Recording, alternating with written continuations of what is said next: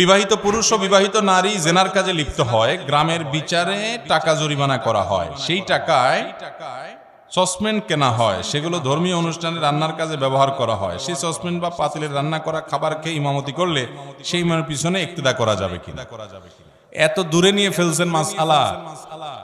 এটা তো ওই মাসালার মতো হয়ে গেল যে কোন লোক যদি খারাপ কাজে জড়িত হয়, সেই লোক যদি মারা যায়, তাকে যদি কবর দেয়া হয়, তার লাশ পচে সার হয়ে সেই সার দিয়ে যদি কোনো গাছ হয়, সেই গাছ যদি ফল ধরে, সেই গাছের ফল খাওয়া যায় যাবে কিনা?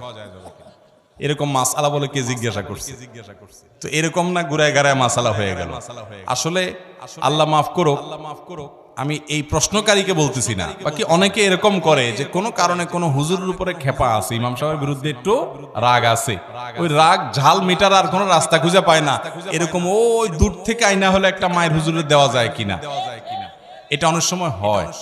সব সময় হয় যে তা বলতেছি না, অনেক সময় হয়। এবার আসেন মূল মাসআলায় আসি। ভাইরা আমার, জেনা ব্যভিচার এগুলোতে যদি লিপ্ত হয় কেউ, তাহলে সেক্ষেত্রে তাদের জন্য কোনো অর্থদণ্ডের ব্যবস্থা ইসলাম রাখে নাই। কোনো প্রকার অর্থদণ্ড আরোপ করা যাবে না। এই জাতীয় অর্থদণ্ড শরিয়াত দৃষ্টিকোণ থেকে জায়েজ নাই। বহু গ্রাম্য সালিশে এই কাজ করা হয় যে ছেলে মেয়ে জেনা করছে, ধরা পড়ছে, তাহলে এবার গ্রাম্য সালিশে বিচার হয়, বিচার হয়ে বলে ঠিক আছে, তাহলে এবার দোনোজন 10,000 করে টাকা জমা দিয়ে দেখ, অথবা ছেলেটার কাছ থেকে আর টাকা নেওয়া হয়, নিয়ে ওইটা নিয়ে আপনি পাতিল কিনে রান্না করে মসজিদে মাদ্রাসায় দুমসে খাইলেন, এটা জায়েজ হবে না। আপনাকে শরীয়তে অধিকার দেয় নাই যে তার উপরে অর্থদণ্ড করবেন। জেনার নির্দিষ্ট শাস্তি আছে, সে শাস্তি আবার চাইলেই গ্রামের মাতব্বর শুরু করে দিবেন আর যে কেউ বিচার করা শুরু করে দিবেন, এত সহজ না। এই বিচারটা বিচারিক ভাবে হতে হবে, যেন তেন ভাবে যে কেউ আইন হালাতে তুলে নিতে বা বিচার করা শুরু করেন, তাহলে কি হবে?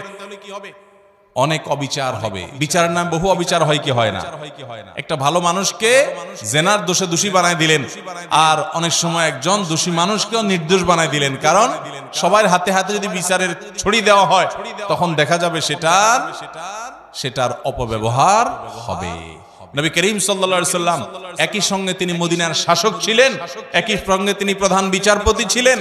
তিনি যখন কোন বিচারিক আদেশ দিতেন, তখন বিচারের জায়গা থেকে, বিচারকের জায়গা থেকে তিনি দিতেন। অতএব আইন যদি সবাই হাতে তুলে নেয়, তাহলে আপনাকে আমি খুন করব, আপনি আমারে খুন করবেন কেন? আমার দৃষ্টিতে আপনারে খুন করা জায়েজ, আপনার দৃষ্টিতে আমারে খুন করা জায়েজ। দুনিয়াতে মানুষই তো টিকবো না।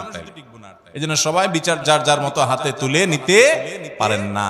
বিচ্ছিন্ন কোন বিষয়, কেউ এমন কোন অপরাধ করেছে, মানুষের রোষানলে পড়েছে এবং সেই কারণে কোনো দুর্ঘটনা ঘটেছে, সেটাতেও যদি সীমালঙ্ঘন হয়, সেটা বিচার্য বিষয়। কিন্তু সচরাচর এই যে জেনার বিচারের নামে গ্রামাঞ্চলে যেটা হয়, সালিসি বিচারের মাধ্যমে, এখানে অর্থদণ্ড আরোপ করা জায়েজ নাই, জায়েজ নাই। অতএব এটা খাওয়া বা এটা ভোগ করাও কি হবে না? জায়েজ। আসলে আল্লাহ মাফ করুক, আমি এই প্রশ্নকারীকে বলতেছি না। বাকি অনেকে এরকম করে যে কোনো কারণে কোনো হুজুরের উপরে খেপা আছে, ইমাম সাহেবের বিরুদ্ধে একটু রাগ আছে, ওই রাগ ঝাল মিটার আর কোনো রাস্তা খুঁজে পায় না। এরকম ওই দূর থেকে আইনা হলে একটা মায়ের হুজুরের দেওয়া যায় কিনা, এটা অনেক সময় হয়। সব সময় হয় যে তা বলতেছি না, অনেক সময় হয়। এবার আসেন মূল মাসআলায় আসি। ভাইরা আমার, জেনা ব্যভিচার এগুলোতে যদি লিপ্ত হয় কেউ, তাহলে সেক্ষেত্রে তাদের জন্য কোনো অর্থদণ্ডের ব্যবস্থা ইসলাম রাখে নাই। কোনো প্রকার অর্থদণ্ড আরোপ করা যাবে না। এই জাতীয় অর্থদণ্ড শরিয়াত দৃষ্টিকোণ থেকে জায়েজ নাই। বহু গ্রাম্য সালিশে এই কাজ করা হয় যে ছেলে মেয়ে জেনা করছে, ধরা পড়ছে, তাহলে এবার গ্রাম্য সালিশে বিচার হয়, বিচার হয়ে বলে ঠিক আছে, তাহলে এবার দোনোজন 10,000 করে টাকা জমা দিয়ে দেখ, অথবা ছেলেটার কাছ থেকে আর টাকা নেওয়া হয়, নিয়ে ওইটা নিয়ে আপনি পাতিল কিনে রান্না করে মসজিদে মাদ্রাসায় দুমসে খাইলেন, এটা জায়েজ হবে না। আপনাকে শরীয়তে অধিকার দেয় নাই যে তার উপরে অর্থদণ্ড করবেন। জেনার নির্দিষ্ট শাস্তি আছে, সে শাস্তি আবার চাইলেই গ্রামের মাতব্বর শুরু করে দিবেন আর যে কেউ বিচার করা শুরু করে দিবেন, এত সহজ না। এই বিচারটা বিচারিক ভাবে হতে হবে, যেন তেন ভাবে যে কেউ আইন হালাতে তুলে নিতে বা বিচার করা শুরু করেন, তাহলে কি হবে? অনেক অবিচার হবে। বিচারের নাম বহু অবিচার হয় কি হয় না? একটা ভালো মানুষকে জেনার দোষে দোষী বানায় দিলেন, আর অনেক সময় একজন দোষী মানুষকেও নির্দোষ বানায় দিলেন। কারণ সবার হাতে হাতে যদি বিচারের ছড়ি দেওয়া হয়, তখন দেখা যাবে সেটার অপব্যবহার হবে। নবী করিম সাল্লাল্লাহু আলাইহি সাল্লাম একই সঙ্গে তিনি মদিনার শাসক ছিলেন, একই সঙ্গে তিনি প্রধান বিচারপতি ছিলেন। তিনি যখন কোনো বিচারিক আদেশ দিতেন তখন বিচারের জায়গা থেকে, বিচারকের জায়গা থেকে তিনি দিতেন। অতএব আইন যদি সবাই হাতে তুলে নেয় তাহলে আপনাকে আমি খুন করব, আপনি আমারে খুন করবেন কেন?